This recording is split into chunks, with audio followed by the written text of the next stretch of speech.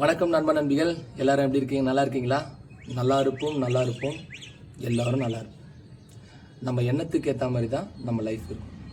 எண்ணம் போல் வாழ்க்கை. எண்ணமும் சிந்தனையும் ஒருவருக்கு நன்றாக இருந்தால் அவர்களது வாழ்க்கை சிறக்கும் அப்படின்னு சொல்லிட்டு ஒரு பெரியவர் சொல்லியிருக்காரு. சரி, ஓகே. நாம் நல்லா இருக்கணும்னு யார் நினைப்பா? நீங்கள் சொல்லுங்கள். ஒன்று நம்மளை பெற்றவங்க, அம்மா அப்பா.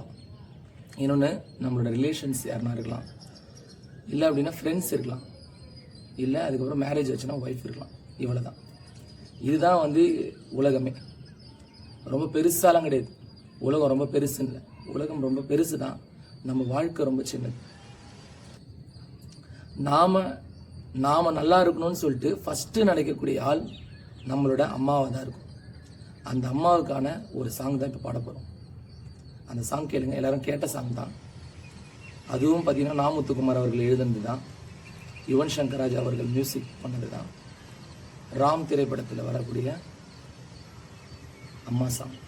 வேறில்லாத மரம் போல் என்னை நீ பூமியில் நட்டாயே, ஊர் கண் எந்தன் மேலே பட்டால் உன் உயிர் நோக துடித்தாயே, உலகத்தின் பந்தங்கள் எல்லாம் நீ சொல்லி தந்தாயே, பிறப்புக்கும் இறப்புக்கும் இடையே வழி நடத்தி சென்றாயே, உனக்கே ஓர் தொட்டில் கட்டி நானே தாயாய் மாறிட வேண்டும்.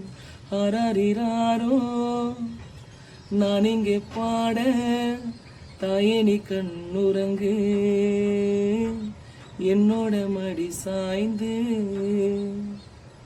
அதனால எல்லாருமே அவங்க அம்மாவுக்கு, உங்களோட அம்மாவுக்கு என்ன முடியுமோ அதெல்லாம் செய்யும்.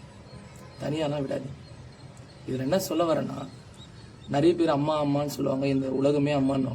ஆனால் அந்த அம்மா கூட நிறைய பேர் இல்லை, தனி கொடுத்துன்னு வராங்க. தனியாக அவங்களோட ஃபேமிலியை தனியாக பார்த்துக்கிறாங்க. அவங்க அம்மா அப்பாவை தனியாக விட்டுடுறாங்க. அதெல்லாம் சரி கிடையாது. உங்களை ஒரு 25 வருஷம் அவங்க வளர்த்துருக்காங்க.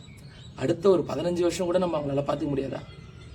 அதனால் தயவு செய்து அம்மா அப்பாவை கூடவே வச்சுக்கிங்க.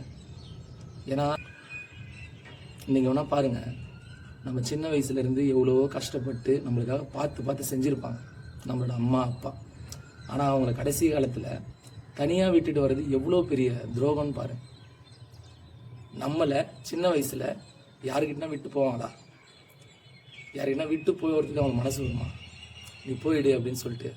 ஆனால் நாம் எல்லாமே இருக்கக்கூடிய சூழ்நிலையில் கூட, வசதியாக வீடு வாசல் பணம் எல்லாமே இருந்தும் கூட அவங்கள ஒரு பொருட்டாக மதிக்காதது எனக்கு ரொம்பவே கஷ்டமாக இருக்குது.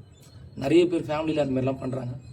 அந்த மாதிரி யாருன்னா இருக்காங்கன்னா தயவு செய்து இதுக்கப்புறமாவது உங்கள் ஃபேமிலியில் கூப்பிட்டு வந்து வச்சு, நீங்கள் தான் அவங்களுக்கு, அவங்க தான் உங்களுக்கு.